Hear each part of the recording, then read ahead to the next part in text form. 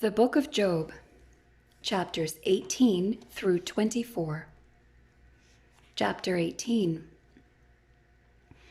Then answered Bildad the Shuhite and said, How long will it be ere ye make an end of words? Mark, and afterwards we will speak. Wherefore are we counted as beasts and reputed vile in your sight?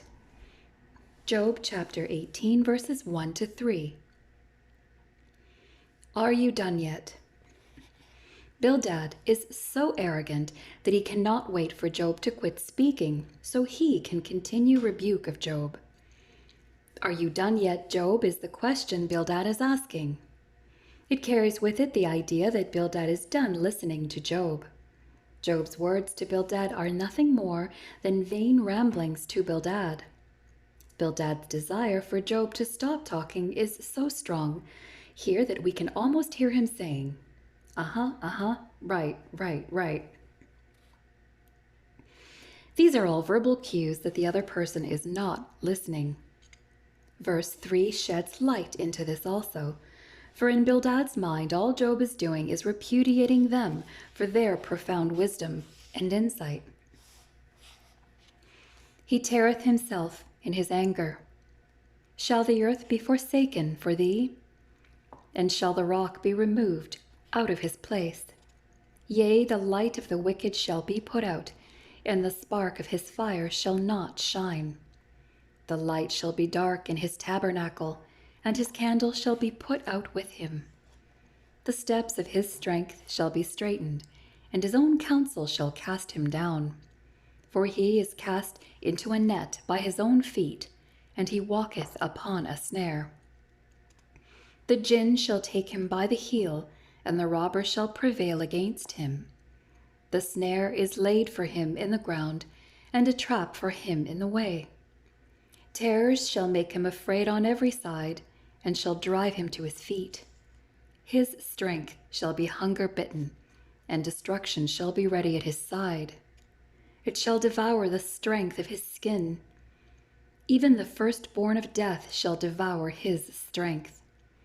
His confidence shall be rooted out of his tabernacle, and it shall bring him to the king of terrors.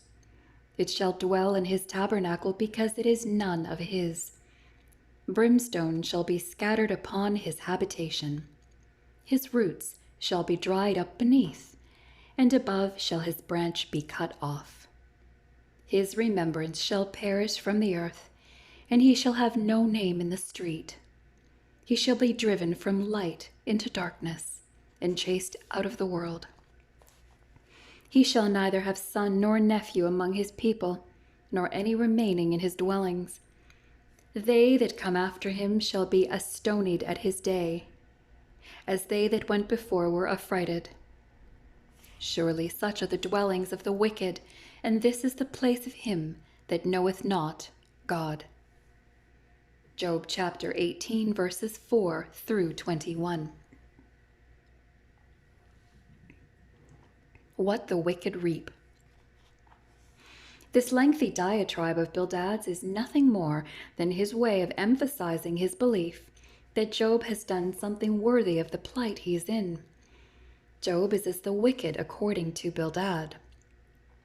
Just because Job desires something to be so, does not make it so, says Bildad in verse 4. Thus, Bildad is condemning Job for defending his own integrity, which Bildad sees as impossible given his current situation.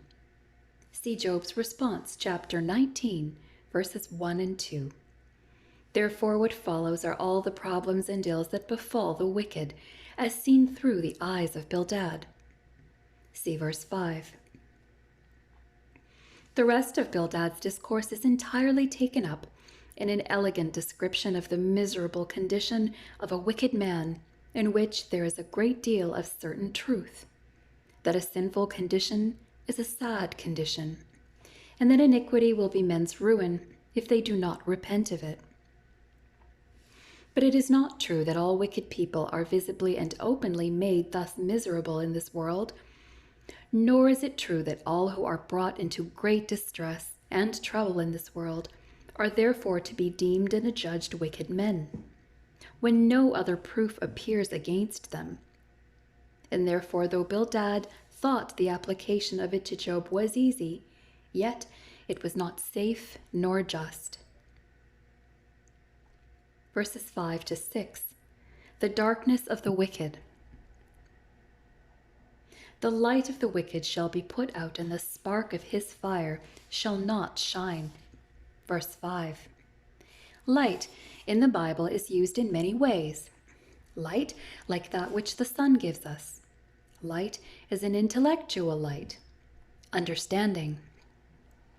Light is in life. We might say his light is snuffed out. What we mean is that he is dead. Light is in something or someone is pure without sin. God is light, and in him is no darkness at all. These are just a few of the ways the word light is used. When man was created, he had the light of the knowledge of God, but refused to continue to follow in that light, and thereby into darkness. Romans chapter 1, verses 20 and 21. Thus the child of God is a child of the light, and we are encouraged to walk in this light. Please refer to the books of Ephesians chapter 5, verse 8, as well as 1 John chapter 1, verse 7. Verses 7 to 8. The steps of the wicked. There is the path of the wicked. Blessed is the man that walketh not in the counsel of the ungodly, nor standeth in the way of sinners, nor sitteth in the seat of the scornful. But his delight is in the law of the Lord, and in his law doth he meditate day and night. See Psalm 1, verses 1 and 2. Proverbs tells us, enter not into the path of the wicked, and go not in the way of evil men. Please see Proverbs chapter 4, verse 14. The contemporary proverb is, watch your step. It's a slippery slope. What we mean is once one starts down that path, you may find yourself farther along than you planned on going. Verses 9 and 10.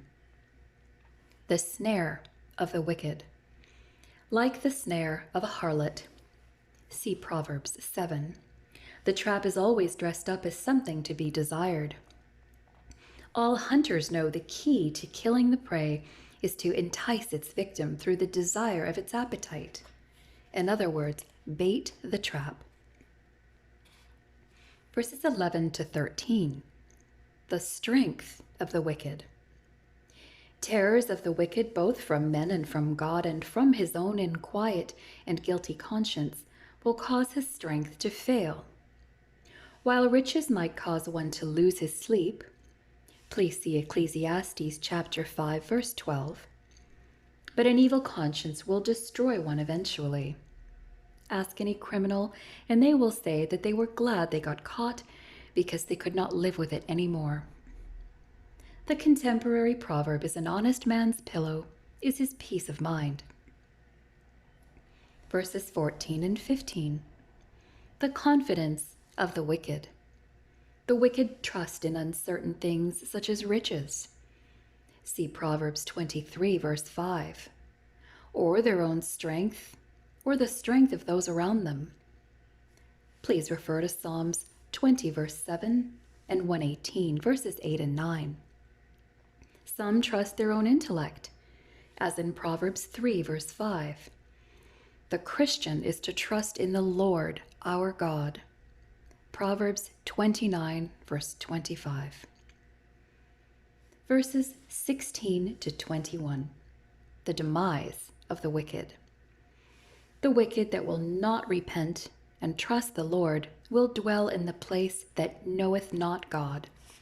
Verse 21. Like Judas that went to his own place.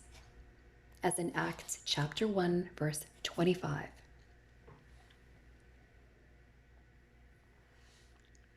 Chapter 19. Then Job answered and said, How long will ye vex my soul, and break me in pieces with words? These 10 times have ye reproached me. Ye are not ashamed that ye make yourselves strange to me. And be it indeed that I have erred, mine error remaineth with myself. If indeed ye will magnify yourselves against me, and plead against me my reproach, know now that God hath overthrown me, and hath compassed me with his net. Behold, I cry out of wrong, but I am not heard. I cry aloud, but there is no judgment. He hath fenced up my way that I cannot pass, and he hath set darkness in my paths.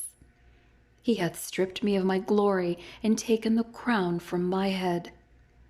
He hath destroyed me on every side, and I am gone, and mine hope hath he removed like a tree. He hath also kindled his wrath against me, and he counteth me unto him as one of his enemies. His troops come together and raise up their way against me, and encamp round about my tabernacle. He hath put my brethren far from me, and mine acquaintance are verily estranged from me. My kinsfolk have failed, and my familiar friends have forgotten me. They that dwell in mine house and my maids count me for a stranger. I am an alien in their sight. I called my servant, and he gave me no answer. I entreated him with my mouth. My breath is strange to my wife, though I entreated for the children's sake of mine own body. Yea, young children despised me. I arose, and they spake against me. All my inward friends abhorred me, and they whom I loved are turned against me. My bone cleaveth to my skin and to my flesh, and I am escaped with the skin of my teeth. Have pity upon me, O ye my friends, for the hand of God hath touched me. Why do ye persecute me as God, and not satisfied with my flesh? Why do ye persecute me as God, and are not satisfied with my flesh? Job chapter 19, verses 1 to 22. Adding insult to injury. Job starts out with asking why it is that these friends would vex his soul and break his spirit with words. Verse 2. Job says that if I have erred as you say, I am paying for it. Verses 4 and 5. After all, God has overthrown me and compassed about me with a net. Verse 6. Job continues to lament all that he is going through, and as Job sees it, all that is happening to him is from God. Job feels like a trapped animal that cries out but is not heard. Verses 7 and 8. He is stripped of his glory and his crown. Verse 9. His hope fails, for as Job sees it, God's wrath is kindled against him. Verses 10 and 11. Job's family and friends have all separated themselves from him, like a diseased and leprous man. Verses 12 through 20. Oh, that my words were now written. Oh, that they were printed in a book, that they were graven with an iron pen and lead in the rock forever. For I know that my Redeemer liveth, and that he shall stand at the latter day upon the earth. And though after my skin worms destroy this body, yet in my flesh shall I see God, whom I shall see for myself, and mine eyes shall behold, and not another, though my reins be consumed within me. But ye should say, why persecute we him, seeing the root of the matter is found in me? Be ye afraid of the sword, for wrath bringeth the punishments of the sword, that ye may know there is a judgment. Job chapter 19, verses 23 through 29. Confidence in a time of trouble. One indispensable truth for the Christian is, regardless of life's troubles, there is always heaven. Job, like us, knew that in deep suffering, sometimes the only thing to get you through it all is the understanding that, for I know that my Redeemer liveth, and that he shall stand at the latter day upon the earth. And though after my skin worms destroy this body, yet in my flesh shall I see God. Job 19, verses 25 and 26. The hymn writer Horatio G. Spafford says, "And Lord, haste the day when my faith shall be sight, the clouds be rolled back as a scroll, the trump shall sound, and the Lord shall descend. Even so it is well with my soul." Job looked for that day when all this suffering is over and will be forgotten in Christ. How interesting that Job wishes his words were written in a book. Not only did they get written down, but they were written in a book that has outsold all the others. The Word of God, the Bible.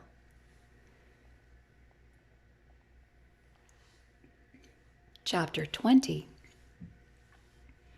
Then answered Zophar the Naamathite, and said, "Therefore do my thoughts cause me to answer, and for this I make haste. I have heard the check of my reproach, and the spirit of my understanding causeth me to answer.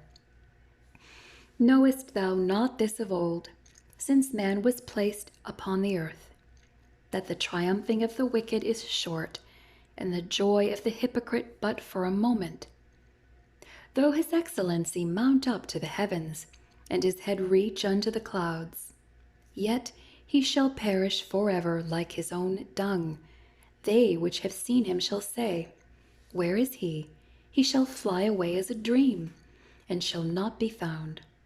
Yea, he shall be chased away as a vision of the night. The eye also which saw him shall see him no more, neither shall his place any more behold him."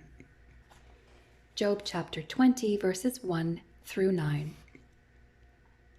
The short triumph of the wicked. The arguments of Zophar are so familiar that it is almost not worth commenting on.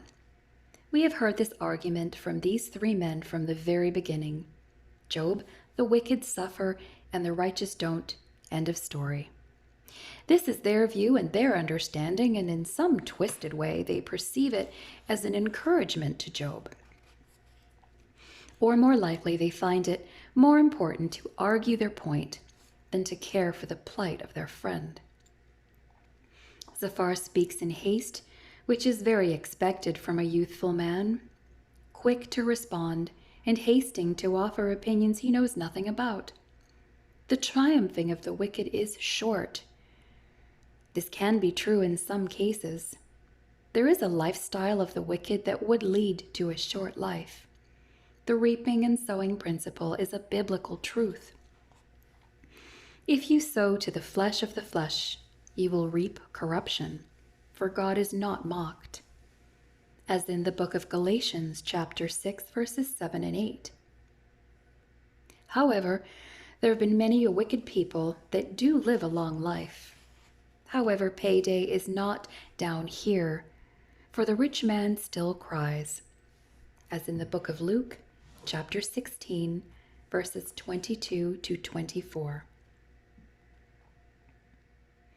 His children shall seek to please the poor, and his hands shall restore their goods. His bones are full of the sin of his youth, which shall lie down with him in the dust.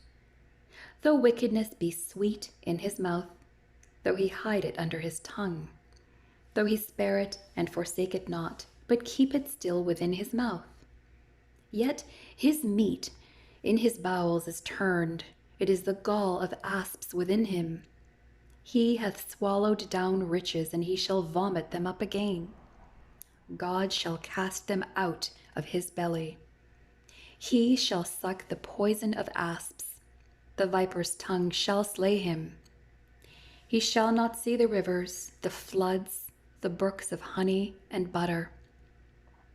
That which he labored for shall he restore, and shall not swallow it down. According to his substance shall the restitution be, and he shall not rejoice therein. Because he hath oppressed and hath forsaken the poor, because he hath violently taken away a house which he buildeth not, surely he shall not feel quietness in his belly. He shall not save of that which he desired. There shall none of his meat be left. Therefore shall no man look for his goods. In the fullness of his sufficiency he shall be in straits. Every hand of the wicked shall come upon him. Job chapter 20, verses 10 through 22. The passing of goods of the wicked. Zophar is using the illustration of eating food as a metaphor for partaking of all kinds of sins of the flesh, carnal appetites.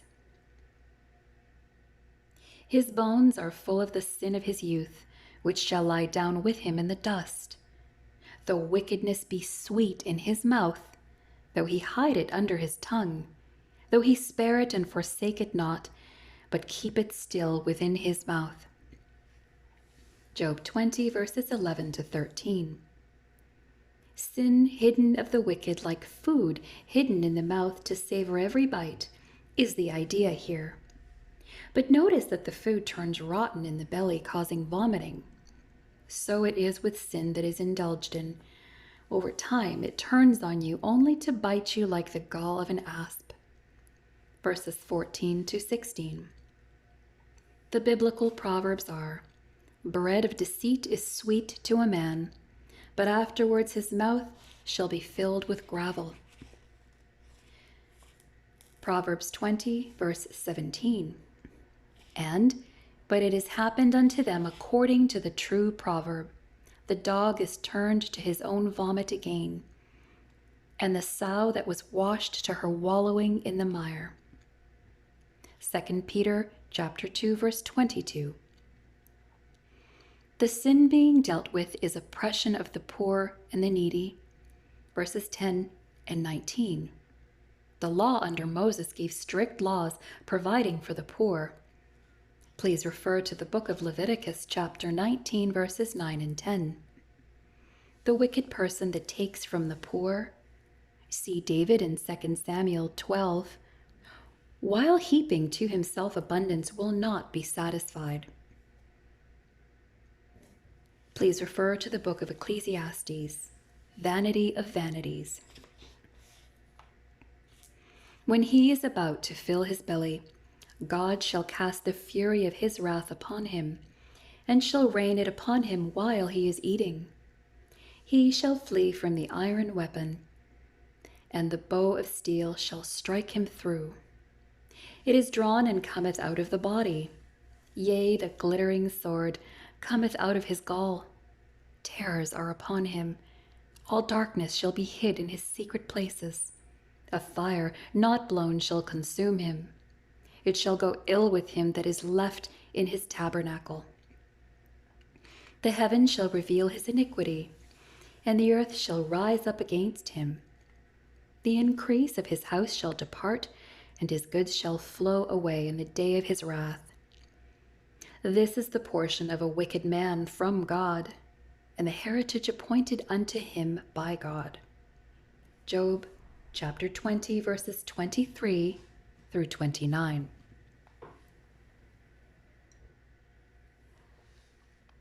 The portion of the wicked. Verses 23 to 29. Zophar sums up this portion with, the heaven shall reveal his iniquity, and the earth shall rise up against him. The increase of his house shall depart, and his goods shall flow away in the day of his wrath. This is the portion of a wicked man from God, and the heritage appointed unto him by God. Job chapter 20, verses 27 to 29. The wicked's portion from God is judgment and wrath from God, just as Job is experiencing, according to Zophar. It is not that Zophar is so wrong about the wicked necessarily, but to lump Job into that category is wrong. and utterly void of any compassion or understanding.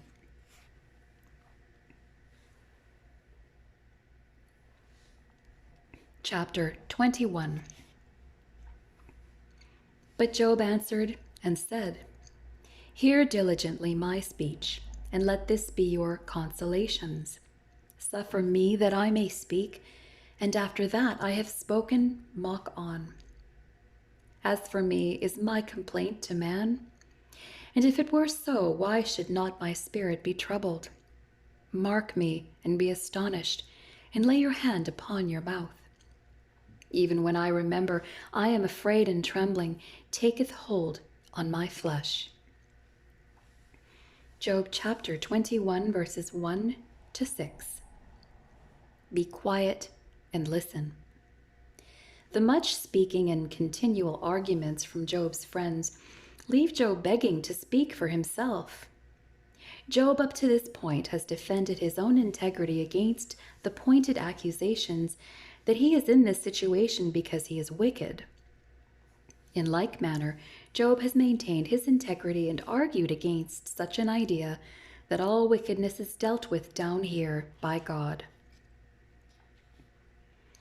Wherefore do the wicked live, become old, yea, are mighty in power?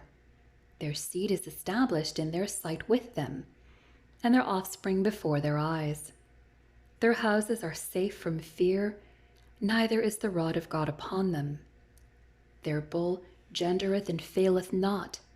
Their cow calveth and casteth not her calf.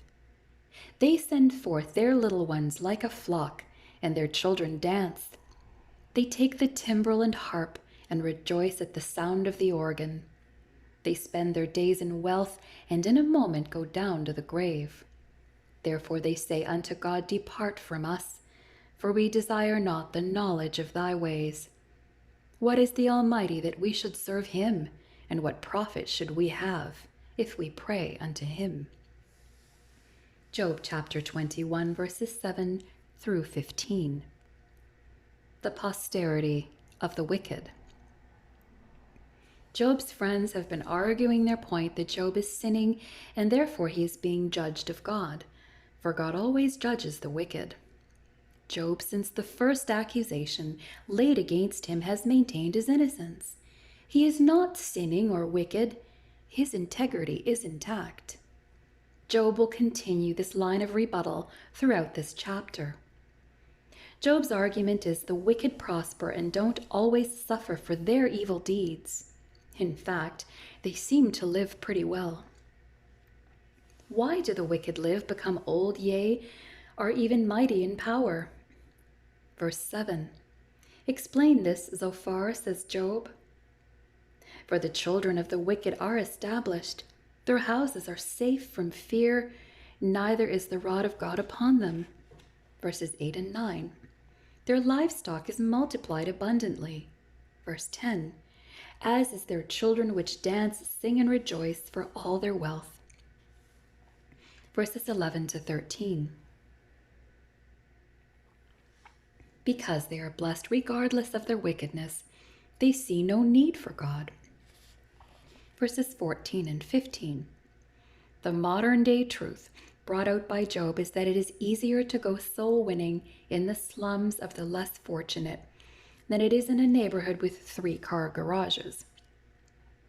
It's not that the rich don't need salvation, but it is often hard for them to see any need in their lives when the bills are paid and the refrigerator is full. Lo, their good is not in their hand. The counsel of the wicked is far from me. How oft is the candle of the wicked put out? And how oft cometh their destruction upon them? God distributeth sorrows in his anger. They are as stubble before the wind, and as chaff that the storm carrieth away. God layeth up his iniquity for his children. He rewardeth them, and he shall know it. His eyes shall see his destruction, and he shall drink of the wrath of the Almighty. For what pleasure hath he in his house after him, when the number of his months is cut off in the midst? Shall any teach God knowledge? Seeing he judgeth those that are high. One dieth in his full strength, being wholly at ease and quiet. His breasts are full of milk, and his bones are moistened with marrow. And another dieth in the bitterness of his soul, and never eateth with pleasure. They shall lie down alike in the dust, and the worms shall cover them. Behold, I know your thoughts, and the devices which ye wrongfully imagine against me. Job chapter 21, verses 16 through 27. Wickedness is far from Job. Job will basically do what he has done throughout his conversations with his friends. He will maintain his innocence. The counsel of the wicked is far from Job. Verse 16. Job's friends wrongfully accuse Job. Verse 27. Job understands that the wickedness of man God will judge one day, as in verses 28 through 33. But their judgment is not always now, and for Job's friends to accuse him of being judged by God are false and empty words. Verse 34.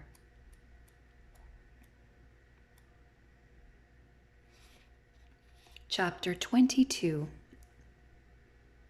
Then Eliphaz the Temanite answered and said, Can a man be profitable unto God, as he that is wise may be profitable unto himself? Is it any pleasure to the Almighty that thou art righteous? Or is it gain to him that thou makest thy ways perfect? Will he reprove thee for fear of thee? Will he enter with thee into judgment? Is not thy wickedness great, and thine iniquities infinite? For thou hast taken a pledge from thy brother for naught, and stripped the naked of their clothing. Thou hast not given water to the weary to drink, and thou hast withholden bread from the hungry. But as for the mighty man, he had the earth, and the honorable man dwelt in it. Thou hast sent widows away empty, and the arms of the fatherless have been broken. Therefore snares are round about thee, and sudden fear troubleth thee, or darkness that thou canst not see, and abundance of waters cover thee. Job chapter 22, verses 1 through 11.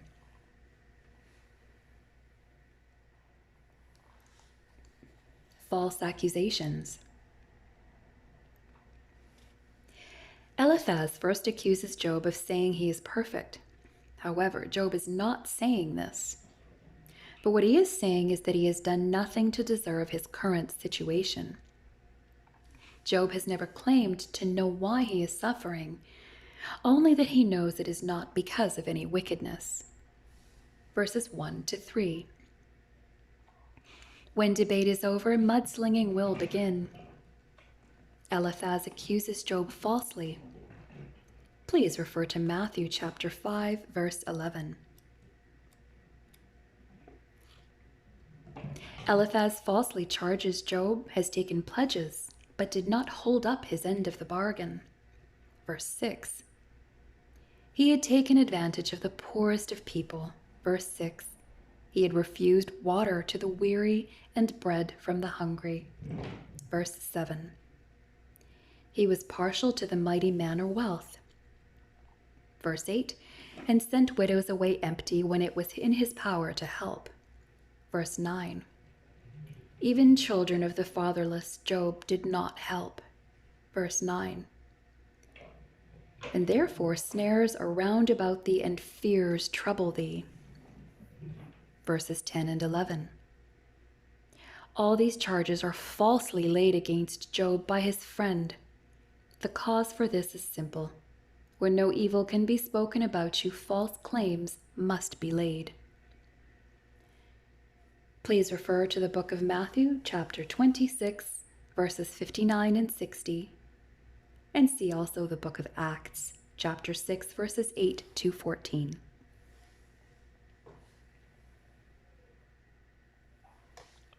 Is not God in the height of heaven? And behold the height of the stars, how high they are. And thou sayest, how doth God know? Can he judge through the dark cloud? Thick clouds are a covering to him that he seeth not, and he walketh in the circuit of heaven.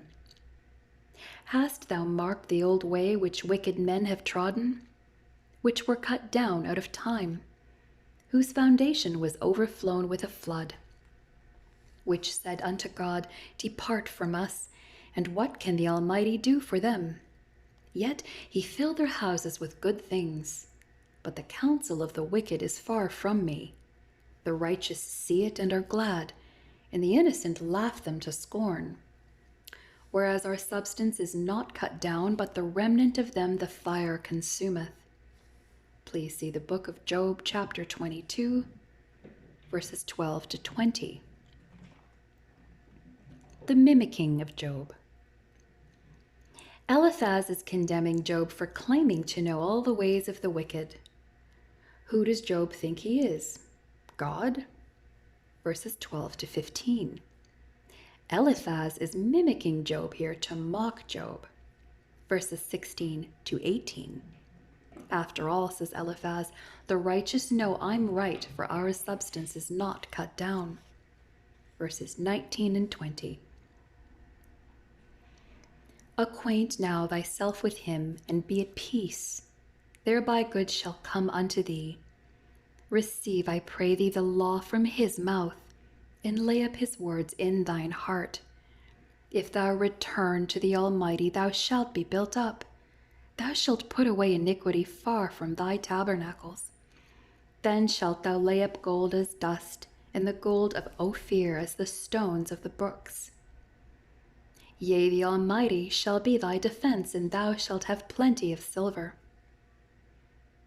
For then shalt thou have thy delight in the Almighty, and shalt lift up thy face unto God. Thou shalt make thy prayer unto him, and he shall hear thee, and thou shalt pay thy vows. Thou shalt also decree a thing, and it shall be established unto thee, and the light shall shine upon thy ways. When men are cast down, then thou shalt say, There is lifting up, and he shall save the humble person. He shall deliver the island of the innocent, and it is delivered by the pureness of thine hands.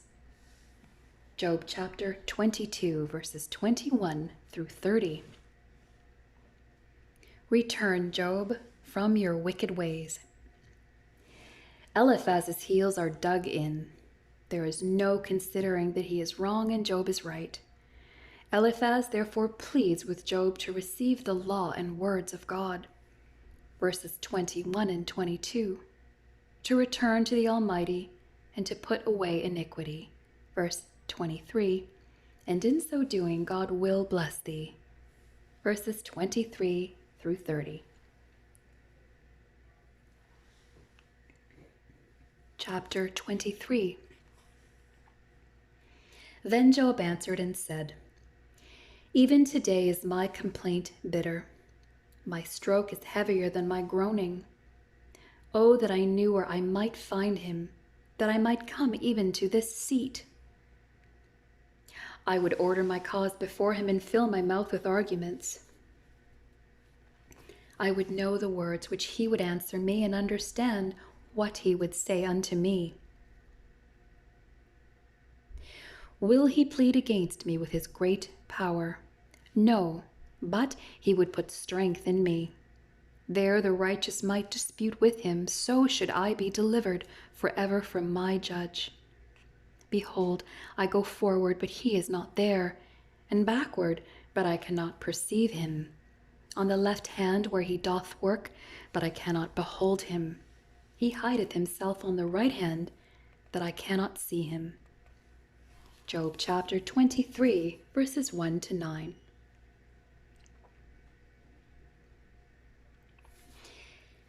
If only I could plead my case before God. Verses 1 to 9. Job is desiring to plead his case before God. If Job only knew where to find the seat of the Almighty, that he might dispute his case before him, but is uttering his heart's desire to know from God himself why it is he is suffering. It is in this chapter that I believe you see Job being pushed to overemphasize his own righteousness. Job's words are forceful given the one he is talking about. Oh, that I knew where I might find him, that I might come even to his seat. I would order my cause before him and fill my mouth with arguments. I would know the words which he would answer me, and understand what he would say unto me. Will he plead against me with his great power? No, but he would put strength in me. Job chapter 23, verses 3 to 6. Job is stepping, or most likely pushed over the line. Job is beginning, I believe, in this chapter to move from a humble righteous stance to prideful boasting. Notice the words of Job in the next verses. But he knoweth the way that I take. When he hath tried me, I shall come forth as gold. My foot hath held his steps. His way have I kept, and not declined.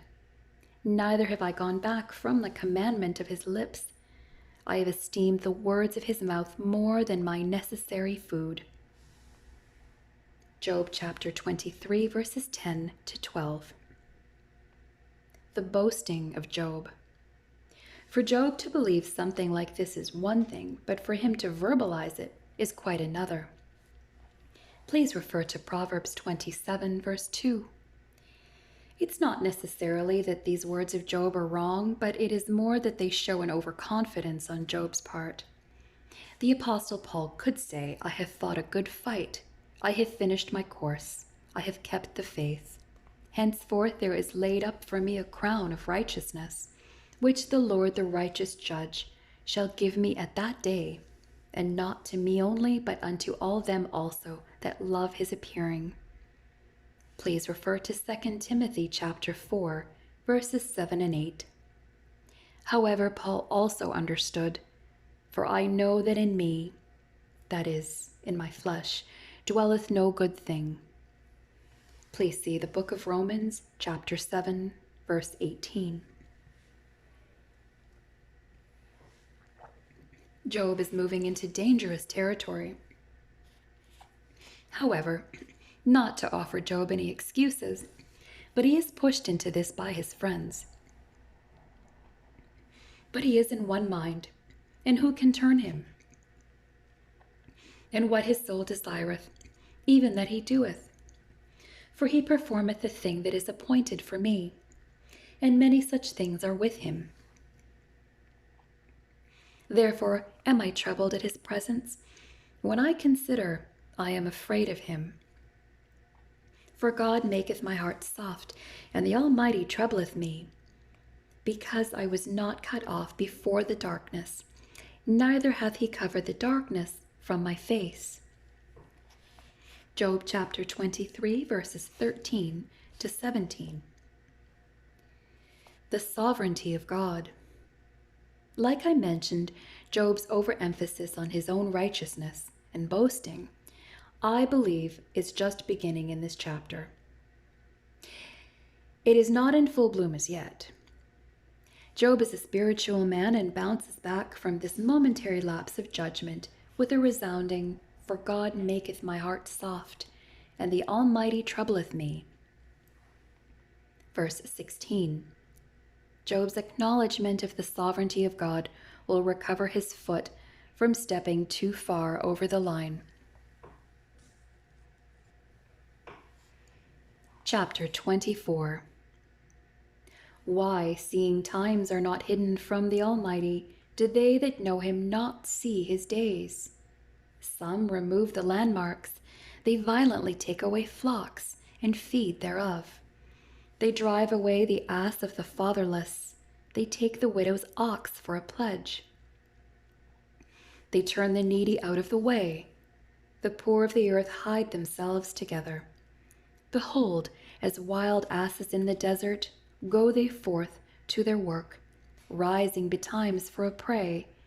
The wilderness yieldeth food for them and for their children. They reap every one his corn in the field, and they gather the vintage of the wicked. They cause the naked to lodge without clothing, that they have no covering in the cold. They are wet with the showers of the mountains, and embrace the rock for want of a shelter. They pluck the fatherless from the breast and take a pledge of the poor. They cause him to go naked without clothing, and they take away the sheaf from the hungry, which make oil within their walls and tread their winepresses and suffer thirst. Men groan from out of the city, and the soul of the wounded crieth out, yet God layeth not folly to them. Job chapter 24, verses 1 to 12. Job's reconfirmation concerning the punishment of the wicked. Job is continuing his argument that the wicked are not always punished for their evil deeds, for all their wickedness that they do. 3 to 11 verses, God layeth not folly to them. Verse 12. They are of those that rebel against the light. They know not the ways thereof, nor abide in the paths thereof. The murderer rising with the light killeth the poor and needy, and in the night is a thief. The eye also of the adulterer waiteth for the twilight, saying, No eye shall see me, and disguiseth his face. In the dark they dig through houses which they had marked for themselves in the daytime. They know not the light, for the morning is to them even as the shadow of death. If one know them, they are in the terrors of the shadow of death. Job chapter 24, verses 13 to 17.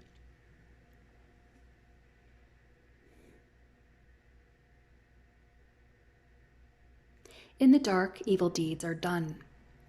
From the murderer to the adulterer or thief, the night is their cloak by which their evil deeds are done. They rebel against the light. Verse 13. The adulterers wait for the twilight, thinking no one will see their evil deeds. Verse 15. In the daytime, their thief marks the house they will break into in the evening. Verse 16. To all these who have evil intent, the morning is as the shadow of death. They despise and mourn its coming. Verse 17. He is swift as the waters, their portion is cursed in the earth. He beholdeth not the way of the vineyards. Drought and heat consume the snow waters. So doth the grave those which have sinned. The womb shall forget him, the worm shall feed sweetly on him. He shall be no more remembered, and wickedness shall be broken as a tree. He evil entreateth the barren that beareth not, and doeth not good to the widow. He draweth also the mighty with his power. He riseth up, and no man is sure of life. Though it be given him to be in safety, whereon he resteth, yet his eyes are upon their ways. They are exalted for a little while, but are gone and brought low. They are taken out of the way as all other, and cut off as the tops of the ears of corn. And if it be not so now, who will make me a liar, and make my speech worth nothing? Job chapter 24, verses 18 to 25. The wicked end. Job underscores the reality that the wicked will meet their end eventually. Though it be given him to be in safety, whereon he resteth, yet his eyes are upon their ways. They are exalted for a little while, but are gone and brought low. They are taken out of the way, as all other, and cut off as the tops of the ears of corn. And if it be not so now, who will make me a liar, and make my speech worth nothing? Job chapter 24, verses 23 to 25. Job is so confident in his interpretation of the wicked that he says, Who will make me a liar, and make my speech worth nothing? Verse 25.